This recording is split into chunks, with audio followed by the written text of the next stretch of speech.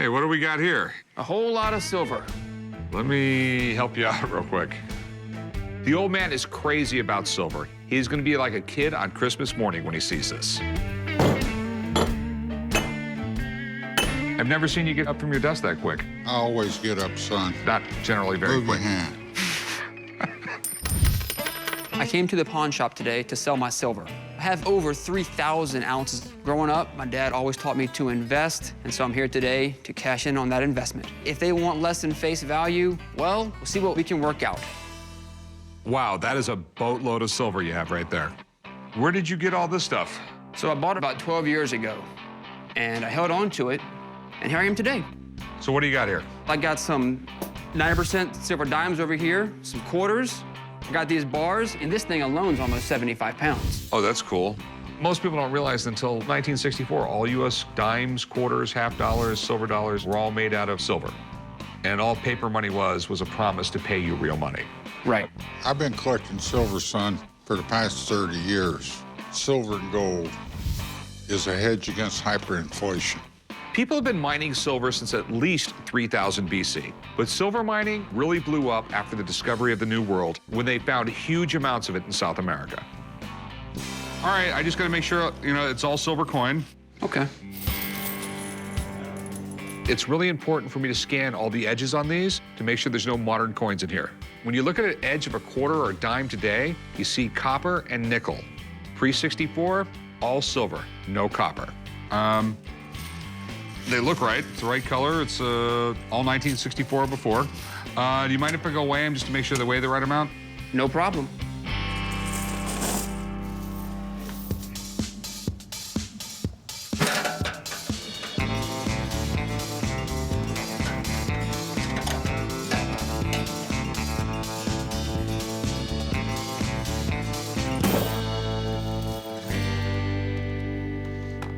So you have 3,372 ounces of silver. You bought right at the bottom of the market. In the late 1990s, silver was down to $3 an ounce, but silver is the best conductor of electricity there is, period. Okay. Just about every cell phone, every computer, television, they all started needing silver. By, I think it was last year, 500 million ounces of silver was used just in industry. I hear that there's basically a shortage of silver nowadays. I'd love to buy silver all day, every day of the week, because there's a set profit margin. I can sell it on the market immediately. So what do you want to do with it? I want to sell it. Ricky, this one's going to be difficult to buy, and you know why. When you're talking this much money, there's too much temptation to put a bar of steel or something in the center. And when they make them this big, they don't make them in odd weights. So you're saying this might not be pure silver? What I'm saying is there might be a chunk inside that's not pure silver. Can we test this thing? Yeah, drill a few holes in it, take the shavings out, melt them down, make sure it's all silver. Give me a few minutes. If everything checks out, I'll pay you. If it doesn't check out, I'll give you an address where you can send it. Okay? Okay. I never even imagined this might not be silver. I'm really nervous right now. Testing silver is a little work, but it's not rocket science. First off, you have to drill deep enough to make sure there's not a lead core or some other metal in the middle of the bar. Then you melt down all the filings until they liquefy and you create a small button. The last step is dropping some nitric acid on it and seeing what color it turns. When nitric acid reacts with pure silver, it turns a creamy white. If it's any other metal, it can turn green, blue to gray. Okay, here's the deal. Yeah, it's all right, it's fine. Now that I know it's pure silver, I'll be more than happy to buy this humongous bar, but I have to factor in the unusual cost when trying to sell something so heavy and odd-shaped.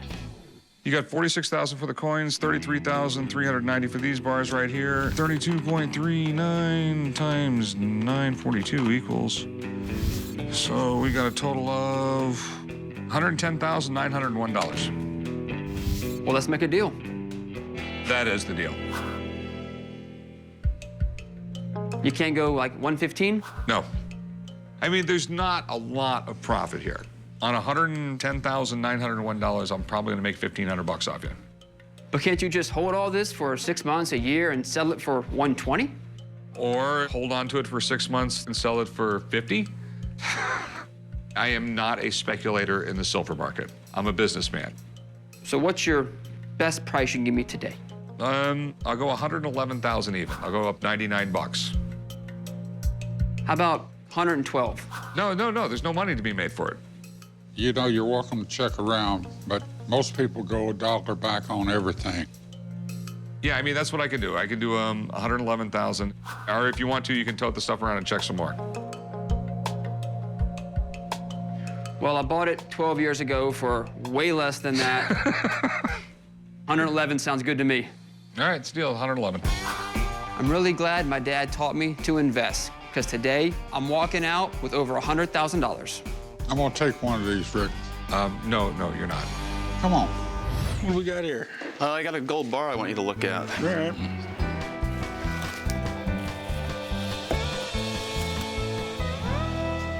Oh, wow. Hey, Pops. You want to come look at this? Where in the world did you get this? Grandma just passed away a few months ago. We were cleaning things out, and we found this thing. Did Grandpa happen to be a jewelry store robber or anything? I came to the pawn shop today to see if I could sell my old gold bar. This bar kind of really surprised us. I never really heard about it, and nobody else had, so I thought we got to go get this looked at and see what it's worth. Maybe sell it, get some money, and split that up among the family members. What do you think, Pops? It's gold. It's a big chunk of gold. You got approximately $24,000 worth of gold here. Wow. When you've been a pawnbroker as long as I have, you know real gold when you see it. And judging by the weight of it, there's a lot of it. Before 1971, it was against the law to own this. You weren't allowed to have more than, I think, 5 ounces of gold in your house, period. It was a federal offense. It was called the Gold Confiscation Act. FDR, in the Depression, bought all the gold off everybody in the United States for $20 an ounce. And it was up until the 70s when Nixon took us off the gold standard that we were allowed to own gold again. There was a lot of people in this country who hid it because they didn't want the government taking it away. During the Depression, FDR made it illegal to own gold. You could own a little bit of jewelry, a little bit of coins, that was it. The reason he did this is he wanted to devaluate the value of the dollar, hoping that would spur the economy along. The weird thing about it is the markings on it right here. What the XX means, I have no idea. So what's the deal with this white stuff on there? Sometimes they cast this in a mold. It's called investment. It's like plaster of Paris, but different. And you'll have crustaceans like this in it, but it'll flake right out with your fingernail. And this feels like it's actually like coral or something. I mean, it looks like shipwreck stuff, to tell you the truth. You mean like buried treasure? It could be, yeah. Was your grandfather a diver or anything like that? I don't know if he was or not. He was down in the Caribbean for a while, and I don't know if he came across something there he didn't ever tell anybody about. I buy gold from people every day, but I never have gold bars from a shipwreck walk into my shop. This thing might not be worth its weight in gold. It might be worth way more. So what did you want to do with this? You want to sell it? Yeah, I want to sell it. I would like someone to take a look at it. This could be off a ship just because of this right here. So I'll find out if it's treasure for you. That'd be great. Okay. Thanks. I'm president of Big Blue Wreck Salvage and a marine artifact expert. I'm passionate about the pursuit of history and information. Well, what are your concerns, Rick? What the XX means, I have no idea. And it looks like there's some crustacean on the back of it that's not from casting. Well, what you've got here are the finest markings. These particular stamps I recognize from the 1500s. And even at that time, gold was evaluated on a 24 scale. It's marked as 20 karat. I could see with my own 2 eyes that that's more gold than 20 karat. Well, they had taxes in the 1540s and 1550s also. So if you can get it marked for less, you can avoid some of those taxes. I think it's pretty funny that even back in the 1500s, people were trying to cheat on their taxes. Modern testing would bring this in at probably 22 or better. Okay. So you think it's off a ship? Well, what you have is definitely coral incrustation. Coral will attach itself to something harder to grow. Okay. That would have taken, decades to have attached itself. This thing was underwater for a long time. And this is definitely shipwreck treasure. Okay. Sweet. There are 2 sites that have yielded bars of this type. One is from the coast of Texas. The 1554 Spanish fleet was wrecked there, and there's a site in the northern Caribbean. So how much do you think it's worth? Melt times 2 is what you're talking about. Okay. What does that mean? Remember earlier when I said $24,000 in scrap? Yeah. Scrap is melt. It's just like a trade term. So you're telling me that's worth $48,000? In that neighborhood. Yeah, that's what I'm talking about. Dude, I'm gonna start melting down wedding bands and stamping X's on it. If you can get the coral to grow on it. I got a fish tank. All right, thanks for coming in, Mel. My pleasure. There's probably not a lot of people out there willing to buy this thing, but here's the deal. The people that are willing to spend a lot of money. Trust me, a lot. So now that we know, what do you want to do? I still want to sell it. Okay. And how much would you like for it? Well, if it's worth 48, I want 48. Yeah, if money talks, we're talking different languages at the moment. 44? No, because if I put this in an auction, they're going to charge me 20%, okay? All right. I mean, I'll go like $32,000 on it. Come on, you got to give me more than that. It's worth 48. I'll give you $35,000, and I don't even want to pay you that. Cash money. All right. $35,000.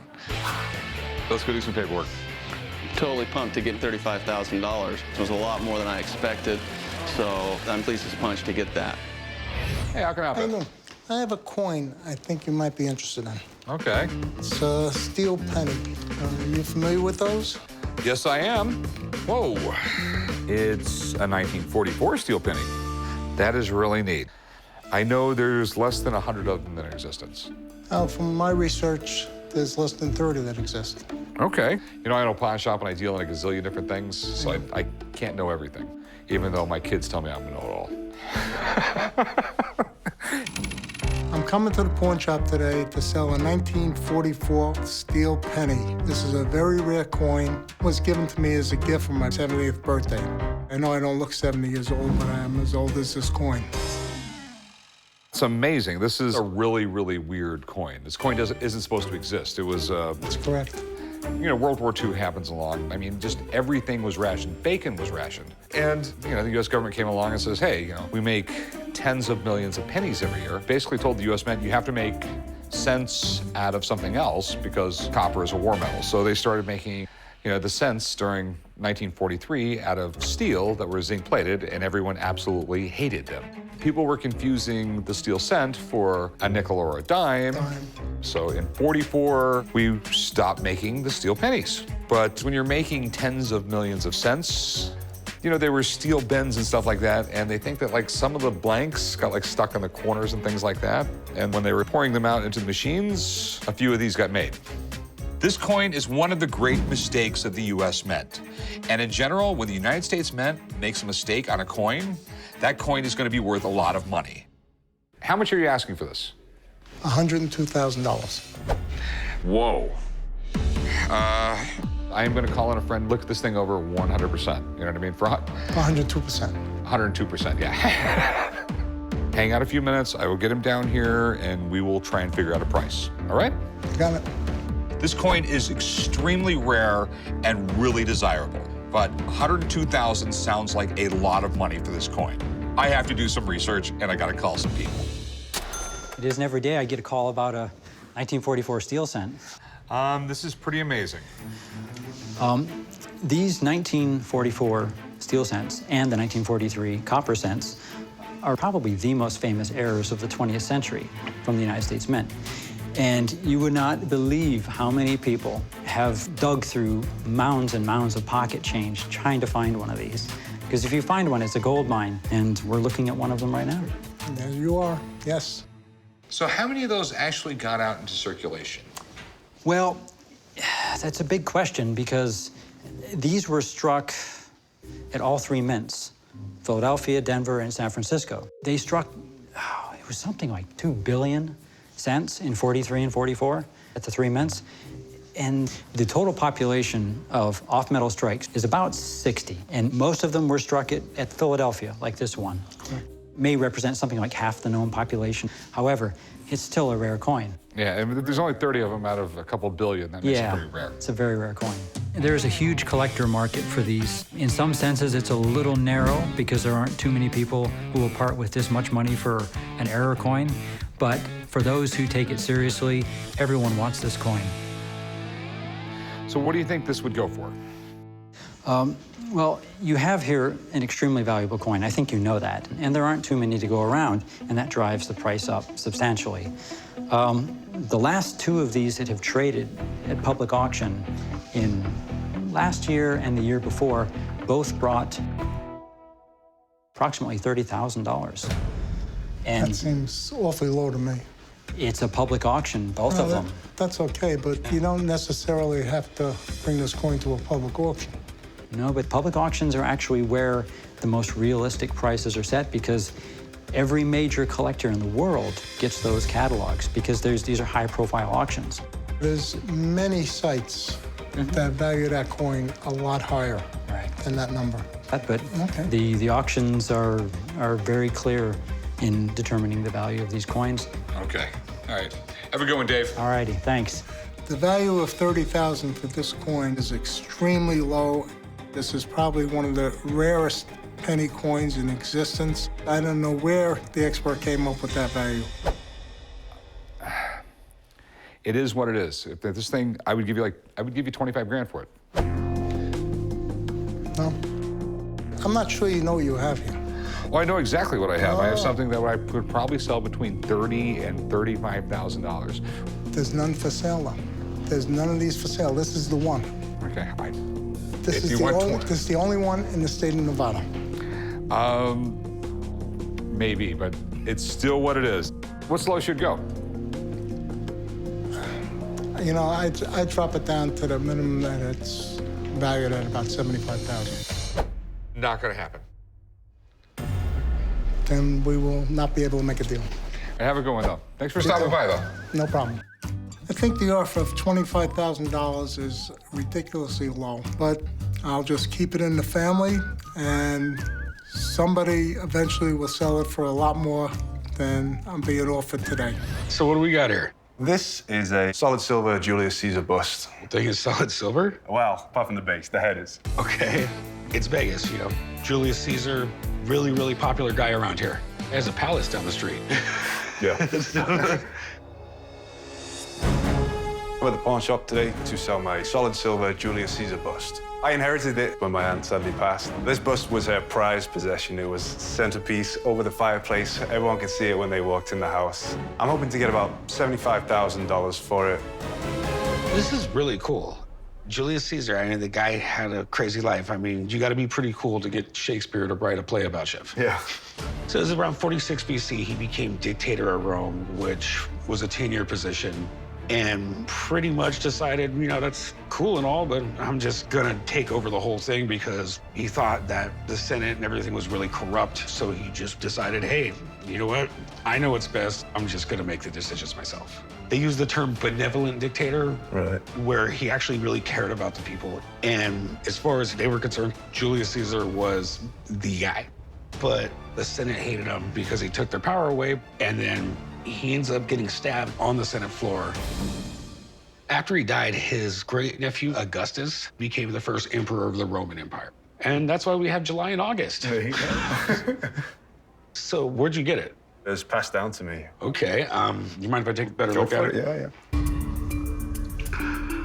Came from the Vatican, I guess, or has something to do with it.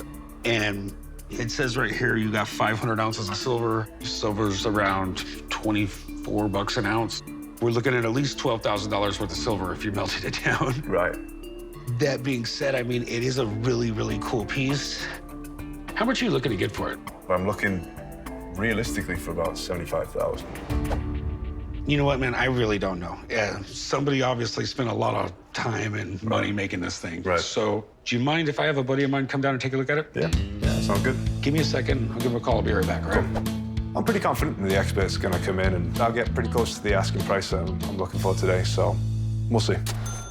So, we have a bust of Julius Caesar, 500 ounces of silver. Can't go wrong with that.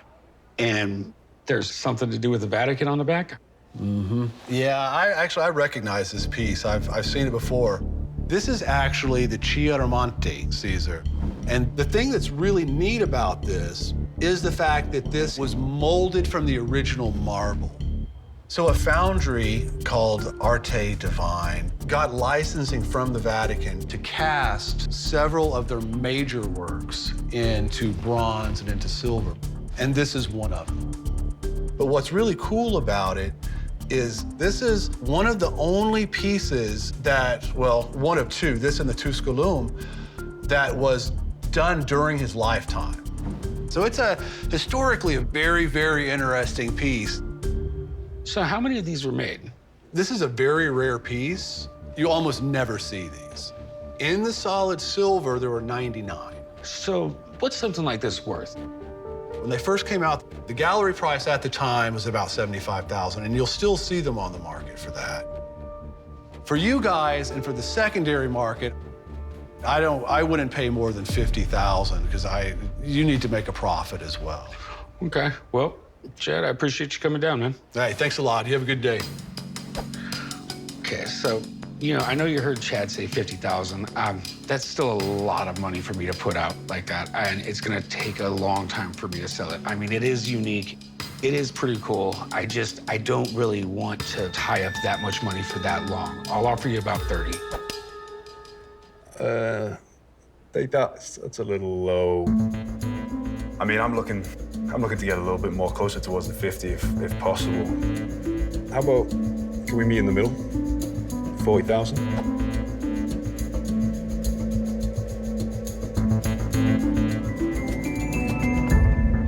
Yeah, we can do that.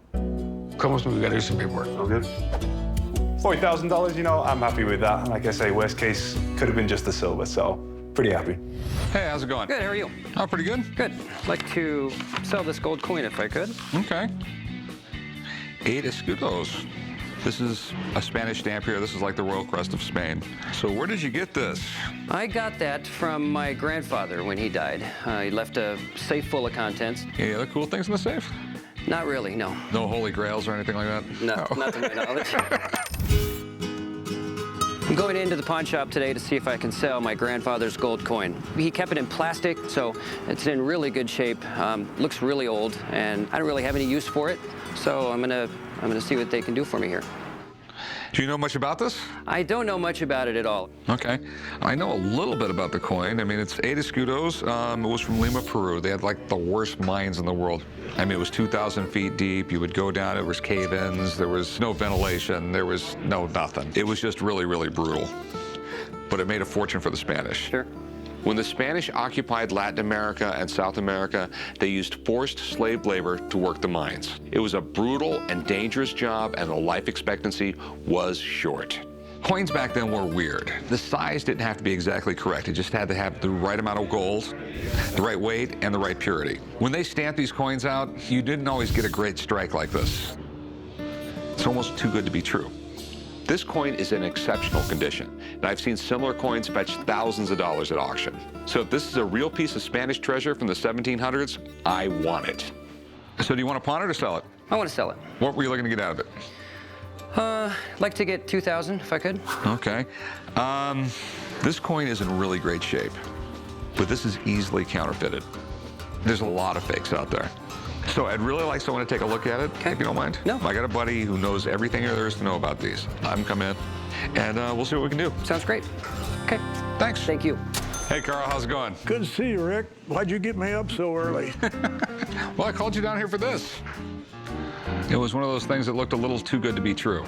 I'm an expert on Spanish colonial coins. If you want to know anything about Spanish colonial coins, I'm your man. That's a Lima 8 Escudo. And in this corner, there's an L. That means Lima, Peru Mint. 8 is the denomination, biggest gold coin the Spanish made. The PVS across the center is an abbreviation for the Latin term plus ultra, meaning more beyond these two columns, which represent the Pillars of Hercules, which was the Straits of Gibraltar. They used to think you sailed out past there, you'd fall off the edge of the world. A few years back, there was a big scandal on some counterfeit. And that's why I wanted to have it checked out. Did you throw that on the scale? Yeah, I did. It's 27.0 grams. That is right on. Very rarely will they be right on 27 grams. Most castings are underweight. I know your concern is, could it be counterfeit? And there are a lot of counterfeit pieces going around. From everything I can see on this one, I'd say it's absolutely genuine. Okay. So what do you think this is worth? I would put a price tag of $18,000 on it. Okay. Well, I really appreciate you coming in, Carl. Thank you, Rick. Congratulations. Thank you very much. It's like finding treasure. Absolutely. Okay, so the big question is, what do you want for it? Sounds like 18,000 to me. No, I don't. I would give you 10 grand for it. How about 12? How about 10 grand? No, I can take it somewhere else. How about 10.5? I could pack it up and go. I wouldn't take anything less than 11,000.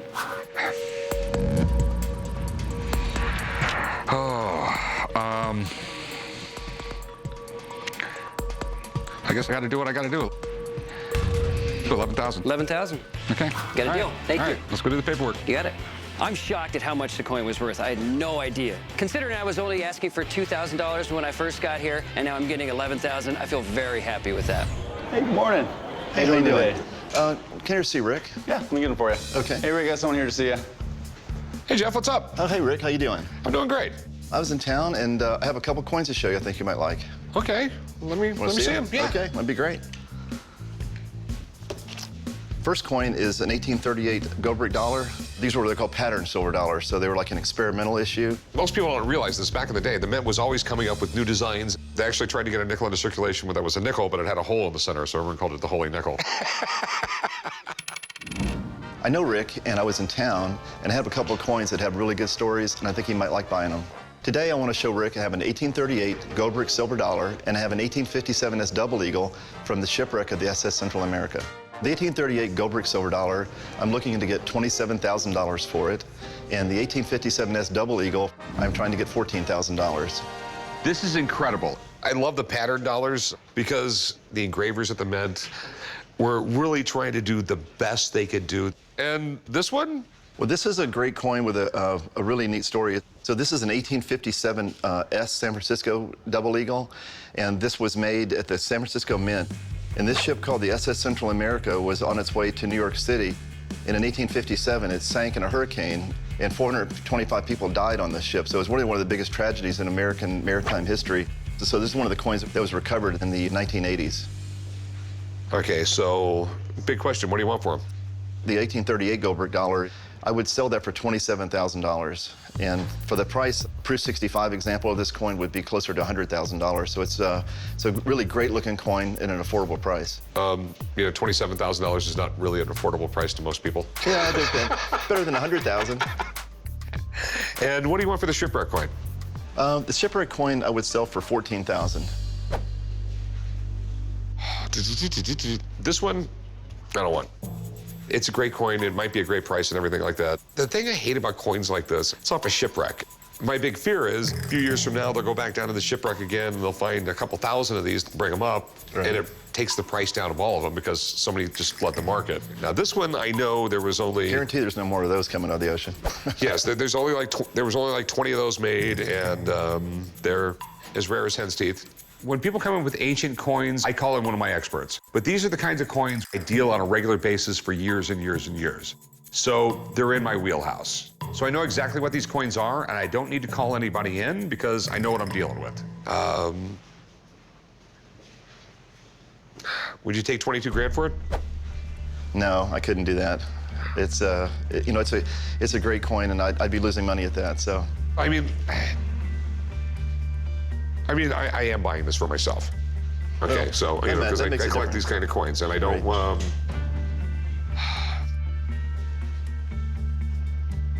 I mean, what's your best price? Very, very best price I would do, I would sell it for $25,000. So we got a deal at 24? If you're buying it for yourself, I would sell it for the $24,000. All right, sweet, we got a deal. Okay, that sounds great. Okay, Thanks. even though it's for myself, we still got to do paperwork. So you want to go over there? I'll do it. Okay. I'll write you up. That sounds good. Thanks, Rick. Yeah, bring them both with you. Okay. I just won't tell my wife about it. Hey, how's it going? How are you? Pretty good? Good. What do we got here? Scarface Morgan Silver Dollar, top 100 variety. It's one of the cooler ones. It's got probably the coolest name, though. Say hello to my little friend. Indeed. I have an 1888 Morgan Dollar Scarface variety that I'm coming into the pawn shop looking to sell today. There's about 19 of these in existence in graded mint state. I'm hoping to sell the coin for $15,000. This is interesting. Morgan silver dollars. To this day, it's the most popular collected coin in the United States. Morgan silver dollars, they came out in 1878. The reason why it's called a Morgan dollar is that the engraver was named Morgan. We basically imported him from England because we wanted prettier coins, because they were kind of blah. You know, we just got to be honest about it. So they called him and he made this beautiful design, and it literally came out of the mint like this. By making silver dollars, the government would actually make money off the whole thing. So we wanted tons of silver dollars in circulation. So the way the coin's made, you have a steel die on one side and another steel die on the other side, and they put a planchet in the center. So the machine starts stamping them out really quickly, and the minting machine basically broke. And so Lady Liberty here has a scarred out her face. It was basically a mistake. And then they replaced the die. But the thing is, some of these ended up in the bags of silver dollars that were going to banks, and some of them actually got out of circulation. Yeah, so where'd you get it? I found it in a box. Actually been sitting in my collection for about 4 years. I thought it was a scratch for 4 years and did some research and found out it's actually pretty rare. It's pretty rare. I don't know how many exist, but I'm sure it's less than 100. I've never seen one of these things in person before. I've seen them in books and like magazines, things like that. Super cool that you just ran across it, so you probably paid like 20 bucks for it. I'll plead the fifth. All right. So here's the deal. There's a weird marketing coins of people who collect errors, and this is considered an error, and it's like one of the coolest errors. It's the king of the errors. Yeah, they're pretty collectible. Did you know how much you wanted for it? $15,000. $15,000. I have no idea if that's the right price. Normally on like a graded coin, you can just look it up and get a really quick idea of the market value. But when you start talking rare, weird stuff, there's not really a price guide. I got a friend who specializes just basically in weird coins. Cool. So give me a minute, I'll be right back, okay? Sure. So here's the little friend. Ah, your little friend. Wow. That's it. That's a Scarface. This is one of the most significant of the errors of Morgan dollars. This one is particularly expensive because it is just a huge die break. This die was probably literally almost falling apart when this coin was struck. So you can tell from here, the die is broken almost all the way across. So there are 4 acknowledged states of this, and collectors of these kinds of things, the more destruction, the better. If you got this in the first die state, it's a $125 coin. If you get it in the final die state, it's worth many thousands. This is a terminal die state, which means it's the most valuable. So it makes a big difference. Okay, so going off the fact that it's like a terminal die state, what's it worth? It's a very, very specialized coin. The collecting of errors of Morgan dollars really was only popularized in the last 30 years, and this one appeals to a very narrow audience. Because they're so highly individual, they kind of go all over the place in terms of pricing. The record for one of these is almost 20,000, and that was for one that was a little nicer than this, like a grade higher. But these things are very difficult to come up with an exact price, because in one auction they'll bring a little more, in one auction a little less, and the market has mellowed a little bit since then. So this is worth about $7,000. Well, thanks, Ben. Perfect. Thank you, and congratulations. Thank you. Thank you. I mean, I'd give you like $4,500 for it. I'm gonna have to pass on that. I've received offers above that, and I have no desire to sell it. It's part of my collection. So you've received offers of more than $7,000? I'd go take it then. Okay. All right. If the other offer falls through and you want $4,500, come and see me. Will do. Appreciate your time. Thanks. Thank you. Rick's offers bargain basement pricing. $4,500 is just too low. I've had it in my collection for a few years. I don't need to sell it. I've got a very rare and historic gold coin you're going to want. Oh, wow. 1809, $5 gold piece. There's only 25 of them in the world. When and where did you get the coin? Well, I've been collecting coins since I was 10 years old. Okay, so you got this new from the Met. Hopefully I'm not that old, but this is a very rare coin because it's 200 years old. It's worth at least $31,500. For those people who think that coin collecting is for dorks, obviously they haven't made any money collecting coins. This was the equivalent of a week's wages at a good job.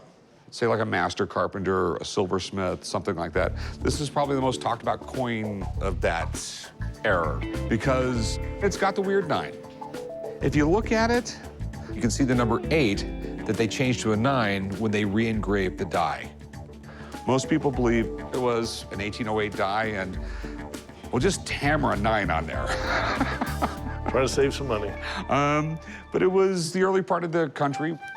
We had to figure it all out. So the first 15, 20 years of the U.S. Mint, it just really wasn't operated well. That's what makes this coin so valuable. It's one of the first coins the United States mint. So obviously you want to sell this. Right. Quanto? About $31,510. Luckily, it's already graded. It's MS63, which means mint state 63. Right. It's still in mint state. It's not circulated. And all I got to do is go figure out a price. That should take me 4 or 5 minutes. Let me make a few phone calls, do a little research on the internet. Be right back. Okay. I know I've done my research, and I'm pricing the coin competitively. It's time to start a college savings plan for my kids, so I hope he understands how valuable and rare this coin is. What's the news? Good news, bad news? It's listed on different sites as less. It sold for $45,000 just a couple years ago. No. More than a couple years ago during the boom. Remember those days? It's not those days. There's no doubt that this is a rare U.S. coin that's worth a lot of money. But coins are just like stocks. They go up and down in value. So if this guy's gonna sell me this coin, he's gotta realize it's worth a little less nowadays. I will go $25,000 cash. I'll take a check for $27,500 and not a dime less. You really gonna walk on $2,000? I'll go 26 grand, and I will not go a penny more. I'll split the difference at 27 or 26 is it. I mean, I hate to destroy a deal over $1,000, but at 26, there's no money left for me. Gotta have 27. I'll take a check, no cash.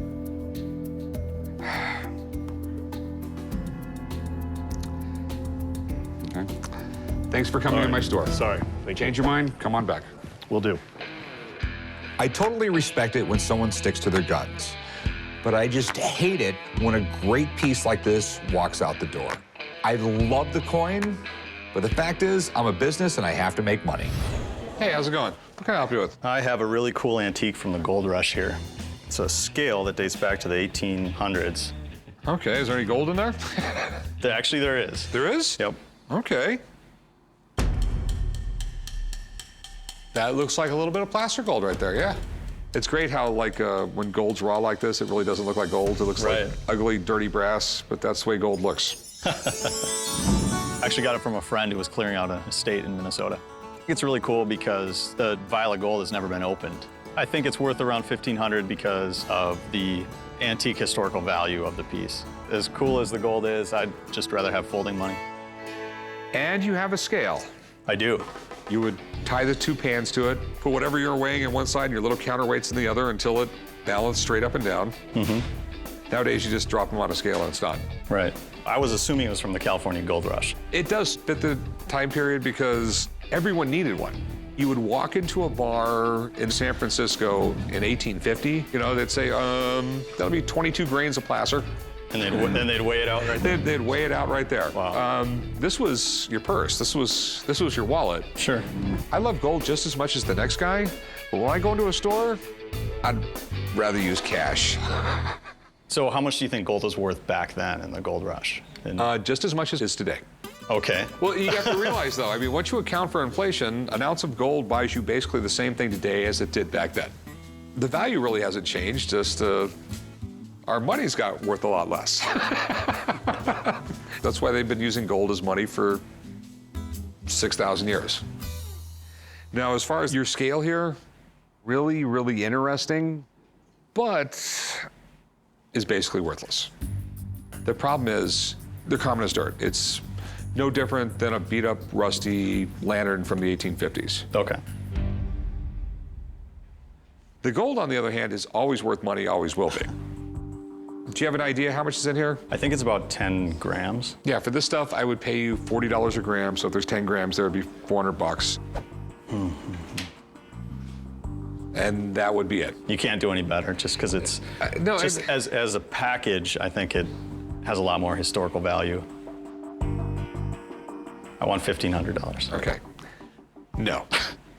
It's neat, it's cute. Yeah. Basically what you have here is you have some scrap gold. There's no difference that it's in a placer gold, it's mined gold, it's from 1850 gold, gold is gold. 400 bucks, that's what I could do. Okay. Yeah, I don't think I could sell it for that. Okay. Well, thanks for coming in, man. Yep, thanks. There's a reason my shop is called Gold and Silver. It's my two favorite things to buy. Gold has held its value for thousands and thousands of years, but I'm not going to overpay for it. Morning, gentlemen. Hey, how's it going? Good. I'm John. I'm a local bail bondsman. I had a guy skip out on me on a $50,000 bail, and I was trying to see what I can get out of this to pay the bond. So he skipped on you, huh? Yes, sir. No laughing matter. Yeah, life is a bitch sometimes. I decided to come to the pawn shop today to sell my rare 1861 double eagle $20 gold piece. I took this coin for collateral against the guy skipping court, and he did skip court. Now I got to pay 50,000 bucks, so I'm hoping it'll make a dent in the $50,000 that I owe on this bond. So do you know much about the coin? Not much. I thought it was pretty good condition, but I was hoping you could tell me. Was this graded at one time, or? No, I've never had it graded. You mind if I pull this out of the plastic? Because it's not graded. Doesn't really matter pulling this one out. Don't drop it. Put down my little safety pin. Appreciate it. Appreciate it. Thank you. How's he looking, son? I mean, it's in pretty damn good shape. The U.S. Mint started making these coins in 1849, and they continued to make them for over 80 years. But there were design changes along the way, and this appears to be the original Liberty head. And it was a big deal to have one of these back then because $20 was a ton of money. What I can tell you about this coin is it appears to be real. This is uncirculated, mint state.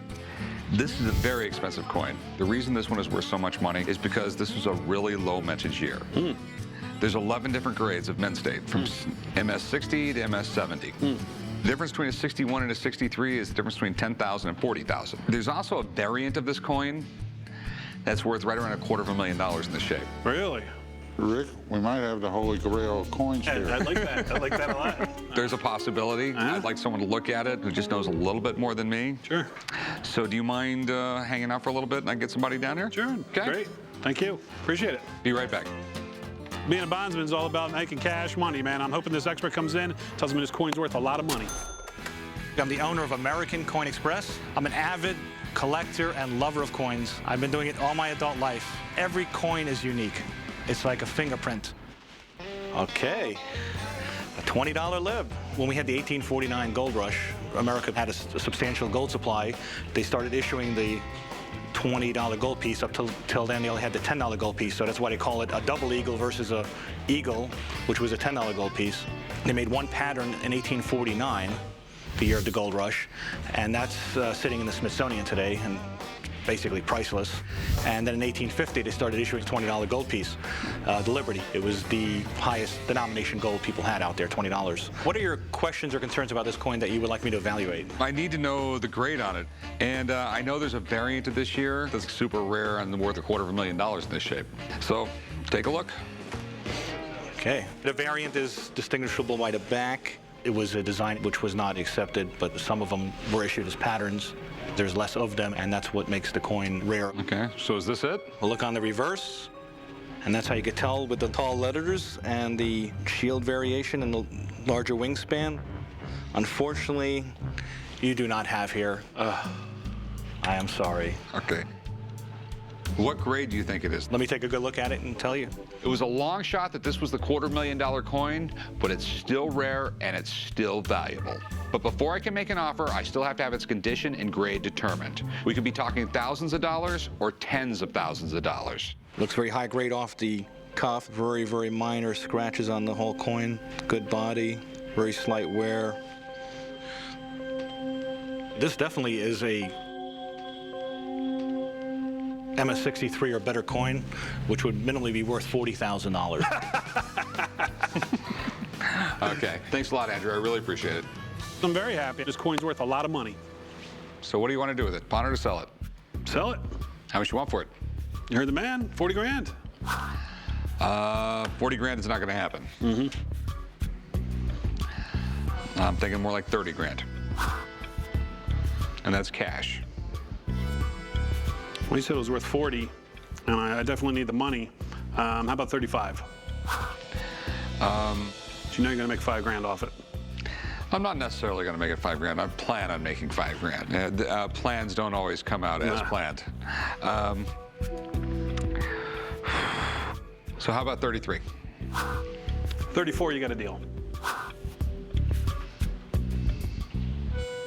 What do you think? I'll go for it. What the hell? All right, 34,000. Fantastic. All right, let's go write this thing up. Very good. Just made $34,000. I'm very happy. I have to pay a $50,000 bond with it, but it's pretty good. It's better than I expected. Hey, how's it going? Okay. How's it going for you? Pretty good. So that's a fancy-looking box you got there. Open it up. Oh, a Colt pocket pistol. 1849, 31 caliber. How's the old saying go? God made all men. Sam Colt made all men equal. I'm here at the pawn shop today to sell my 1849 Colt gold-plated percussion pistol. This pistol was part of my father's collection, and now it's time to move it on. And I'm looking to get $15,000 today. This is an amazing pistol. It was absolutely revolutionary. It was patented 1849. It was powerful. It had a rifled barrel. It had interchangeable parts, which was a really big thing. Before this was invented, there just wasn't anything out there that was truly reliable. This gun right here practically shoots as straight as well, and it's just as powerful as most guns made today. It's that well made. Do you know much about it or anything like that? My father was the expert. I'm not. It's really cool. It's really interesting. It's got amazing history to it. One of the cool things about Colt was the factory would do custom work for you. You get factory engraving, factory plating. You could get ivory grips. So how much did you want for it? Well, I was hoping for $15,000. If this was all done by Colt, $15,000 would be way too cheap. Here's some problems with it, though. Okay, I'm ready. This was not factory engraving by Colt. The quality of this engraving sucks. Colt engraving would have been much cleaner lines, much deeper engraving. Colt didn't gold plate them like this. And I can 99% guarantee you, not factory grips. And the reason why I say that is they don't line up properly. You'll notice how they line up right here, but there's a gap right there. I did see that. Someone had some ivory and they made it for this gun, but it definitely wasn't at the Colt factory. Are you interested? I'm interested. I don't know if you're gonna like my price. I don't know until I hear it. I'd give you $1,000 for it. 1,000. Instead of having a factory Colt with ivory grips, you have a Colt that someone decided to pretty it up and they just did a really bad job. So we're gonna be way too far apart. Thanks for bringing it in. Well, thank you very much. No problem, man. Maybe next time. Have a good one. Okay, you too. Like Corey and Chum, some things you just can't pretty up no matter what you do. This is something I found in my dad's underwear drawer. All right, do I want to see it? Yes, you do. This is a pocket watch. Okay. And it has Henry Ford II signature on it. That's really, really cool. The watch is 10-karat gold, it's 21 jewel, and it is signed by Henry Ford II. The watch really has no sentimental value, and I would really like the cash. Henry Ford II? He wasn't Henry Ford's son. He was Henry Ford's grandson. Yes. It turned out a little weird like that. presented by Ford Motor Company to F. Weber on the 35th anniversary. So was your dad F. Weber? No. Okay. Who was F. Weber? I have no idea. Okay. Back in the day, when people spent like so many years with a company, they'd generally give them a gold watch. And Ford Motor Company gave out these. American pocket watch industry was pretty cool. But the Swiss came up with these little things called wristwatches. When they first came out with them, they were not popular at all. So what the Swiss watch company started doing is they started paying really big actors, Hollywood stars, things like that, to start wearing wristwatches. So by the 1930s, pocket watches went out of style. Okay. Okay. How much do you want for it? I'd like 1,200. Not gonna happen. It doesn't have Henry Ford's signature on it. Henry Ford's signature is engraved on it. And I doubt if the CEO of Ford was going around engraving watches. You might think this is terrible. If I buy this watch off you, I'm not gonna put it in my showcase. Okay. I'm gonna rip the gold out of it and sell it for scrap. Really? People who collect pocket watches want the older ones. Okay. This is way too new. Would you do 400? Nope. You know, you have right around $230 worth of gold. I'm gonna make a whopping $30 off you. It is what it is. 200 bucks, that's what I can do. Well, I guess you're gonna make 30 bucks off me then. Okay, all right, 200 bucks. Bring it right over there and I'll write you up. The only way I'm gonna buy something that I can't sell in my shop is if it's made of gold and I can sell it to the scrap dealer. Hey, how's it going? Good, how you doing? What do we got? Looks like something fancy. It's, very fancy. Oh, wow. Well, I mean, it definitely looks French. That's about my extent of knowledge on this thing. Let me grab my dad real quick. Sure. Pops, you wanna come take a look at this for me? What do you got? Something's catching my eye on it. I just don't exactly know what it is. Okay. Let's take a look. Oh, this is really fancy. Boutet or Boutet? Boutet? I'm not really good at pronouncing French. I'm not really good at pronouncing English. I'm here at the pawn shop to try and sell my Boutet shotgun. I got this shotgun from my father. He was a collector of antique firearms. I'm getting rid of it now because my wife is getting tired of seeing it just mounted on the wall. It's rare, it's beautiful, and it's very, very well kept. That's really, really nice. Boutet, he started doing this right around 1800-ish. He was like the Rembrandt of guns. I mean, before Boutet, there was the art, and then there was the function, and then this guy was like the first one to really combine the both of them. You had to be really, really wealthy to have a gun like this. He was Napoleon's gunsmith. Yeah, I think he was like an armorer for Napoleon. There was lots of these guns out there that were super inlaid, and they were made for royalty. But they really weren't that great of a gun because the royals were probably never going to fire it anyway. This is really fancy. That is gold inlay, where they would literally keep on pounding the gold into the steel till it's stuck. This is burled walnut, hand checkered. All these pieces down here are really high quality steel, and high quality steel like this was really expensive to make. I mean, just everything about this is just like crazy quality. And there's probably some other stuff about it I don't know. Should I give Alex a call? Well, how much do you want for it? Because if he wants 50 bucks, I'll just give him that now and we'll... Oh, it's not going for $50. I'm looking at 10 grand. Okay. Yeah, give Alex a call. I mean, it's most likely worth at least that. It could be more. I just got a lot of questions on it, and we'll go from there. All right, I'll call Alex. They're bringing in an expert. And I think it's a really good idea because I'm guessing at what the value of this firearm is. And I'm hoping he will up the ante, period. What do you think? Holy moly. Can I pick it up? Please. This is stunning. So Boutet was the gunsmith in France in the 18th century and into the beginning of the 19th century. He was so good that he was the royal gunsmith to Louis XVI, who was the final king before the Revolution. And not only was he his gunsmith, but Napoleon made him his gunsmith. So the guy had a long career as basically the finest gunsmith, certainly in France, but many people would argue in the world. Okay. me just see the... So it's about probably a 50 or 60 caliber, which doesn't really mean anything in shotgun terms, but for people like today, you would say this is about a 20 or 22 gauge. It's muzzle loading, it's flintlock. I'd like to just see the...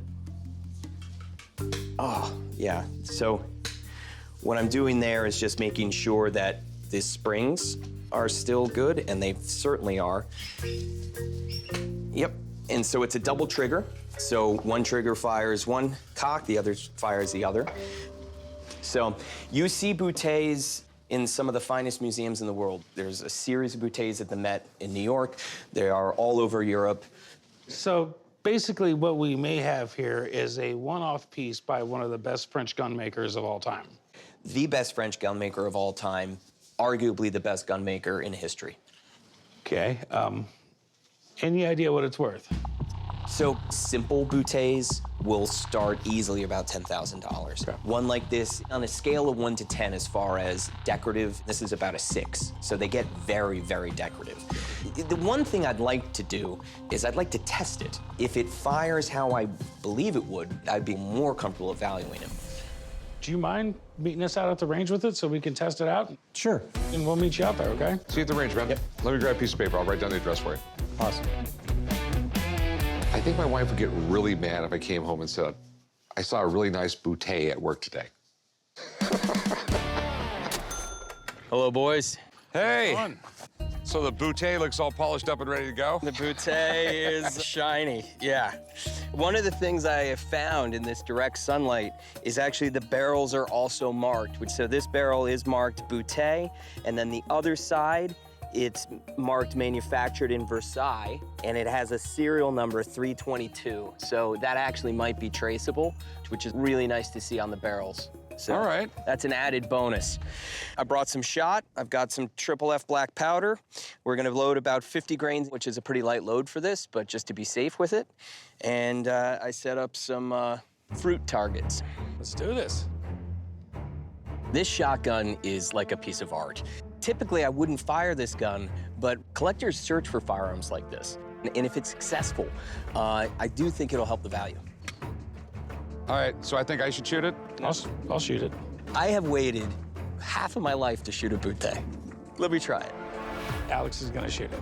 Okay. All right, here we go.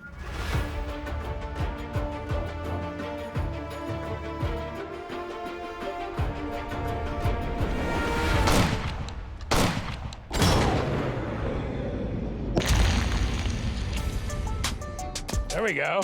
That was good. So it fires, it works, everything's perfect on it? It functioned exactly as it should function.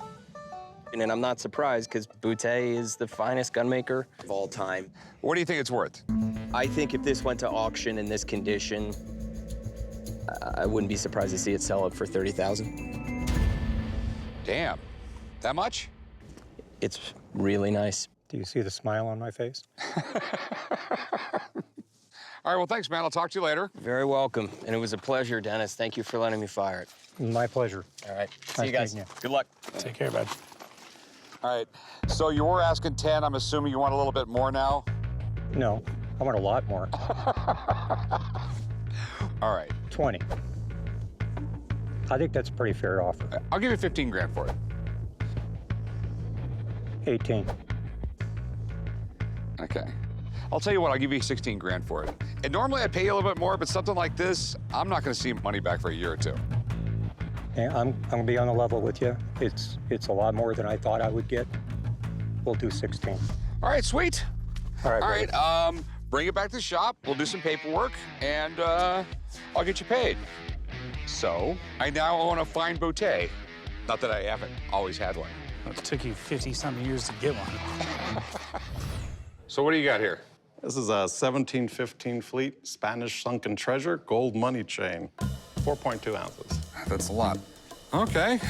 Just about every single ship that's sunk contained gold. I mean, that's where the Spanish was getting all of its money to support all of its wars that it kept on losing. Yep. Absolutely. I came here to try to sell my 1715 Fleet sunken treasure gold money chain. I was fortunate enough to go to an auction that had it, and I was lucky enough to win it. There is no other piece like this in the world. I'm expecting $29,000 for it. I would go down to 25. This is really cool. When was this recovered? This particular piece was found in 1964. Okay. The New World constantly supplied the Spanish with a lot of gold. The thing is with jewelry is when you had a bill of lading, when you went back into port, it was much easier to get off the boat if you had 15 gold chains hanging around your neck underneath your shirt Right. as it is to big bars in your pocket, okay? Absolutely. And that's why a lot of this stuff was forged into jewelry. And then when you get off, you know, you go to the local goldsmith and sell it. So this is certificate of authenticity they gave you? That's correct. What are you looking for? I'm making sure this isn't a printed signature. Okay. How's it look? How much do you want for it? $29,000. Ooh, that's a lot. I like it, but this is my big problem. This has got to be the worst looking COA I've ever seen in my life. It is really plain. There's no picture of this. This is the way they did it. It was basically like an old pirate certificate. That's the part that really scares the hell out of me. Actually, that's the part that adds value. It's the historic lore of having the old original certificates as opposed to something that was recertified recently. Well, they probably want this and the new stuff. That would be true. Okay, I mean, I actually collect some really old jewelry. I got stuff that's 2,000 years old. Sure. Okay. It's probably all legit, but when I go to resell it, I have the problem of telling someone it's probably all legit. I can't do it. If you come back with more paperwork, something that certifies it a little bit more, you get to recertify it or something, we will talk. Hope I see you soon. Absolute pleasure. Thank you so much. I'm definitely going to come back. We're going to make this happen. We're just going to get a new certificate for it. We'll give him the old one and the new one, and he'll be happy he has both what he asked for. Hey, how's it going? Good, how are you? All right. I have a KISS Gold Record Award, and it's autographed by all 4 original band members. That's cool. I mean, they actually had some pretty good music in the 70s. Until that disco album came out.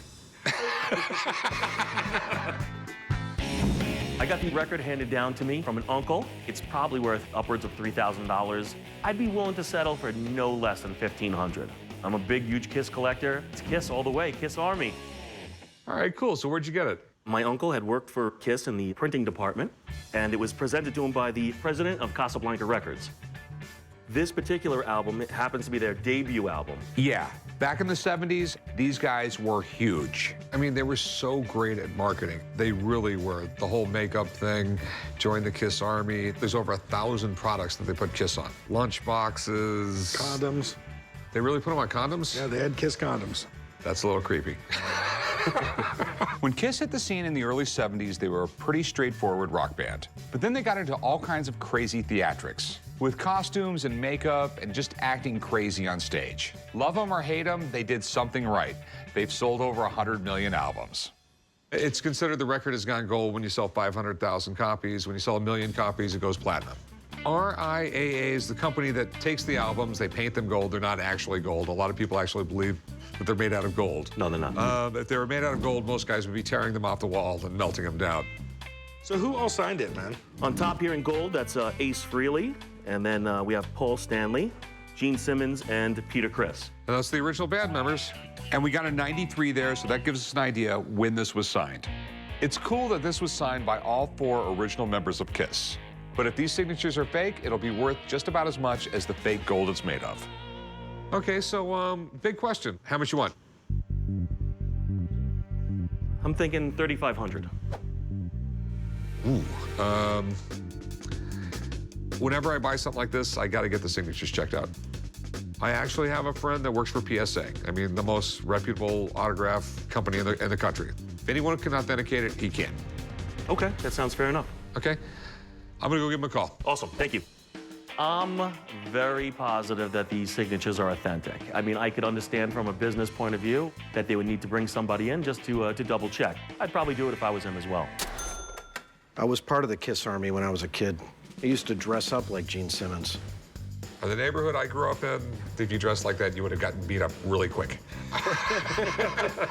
Kiss has always been a popular band. Collectors always want their autographs, especially Gene Simmons, Paul Stanley. The marketability behind their signatures is pretty incredible. All right, so what do you think? I've got to take a look at it. I've brought some tools with me today. I'll be able to take a closer look at the autographs, see if it's an actual live signature instead of, by some chance, the signatures were printed onto the piece. Okay. This is pretty simple. This works wirelessly. It's a magnifying glass times 50, and I place it right over the signature. I start to see the overlapping of the signature here. This is a gold paint pen. This is from the period, so 1993, Paul Stanley dated it. And here you get a better idea as you could see the ink. You could see how thick it's put on, but that gives me a good indicator whether the signatures are live or not. These are live signatures. Okay. So they're live signatures, but are they Kiss Alive signatures? Well, the next thing I would want to do is I go into my database and I pull up known examples of Kiss autographs. And what I start to look for is the older these guys got, the more quicker these guys sign. They got to pump them out. You could tell here as I start to look and I start to compare, Gene Simmons just gets sloppy. And that's what I'm seeing here. Okay. So, they're the bands? Based on what I see here, I believe the band signed this piece. Okay, sweet.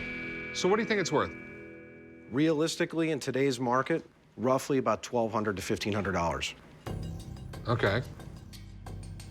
Well, what about the fact that a Kiss gold record isn't exactly something that you come by every day? You know, I think you're a little low on it, actually. I hear what you're saying, but I think that you have a limited appeal when you deal with something like this, and that's why I kind of feel the value's where it's at. Okay, I mean, I guess we're at a difference of opinions. Sure. All right. Thanks for coming in, man. Yeah, good to see you again. Appreciate it. Appreciate it, buddy. Yeah, of course. Anytime, guys. I think one of the biggest problems that you have, man, is they're all still alive. I understand that, but, you know, given the rarity of the piece, I really feel the value is there. Okay, so I'll give you $700. No, I can't do 7. Hey, what's your best price? I'd be willing to take $1,500 for it. I'll give you $1,000. Could you bump it to $1,300? No. You know, I buy it, I gotta hang it on the wall, I gotta pay commission, so $1,050 is my best offer.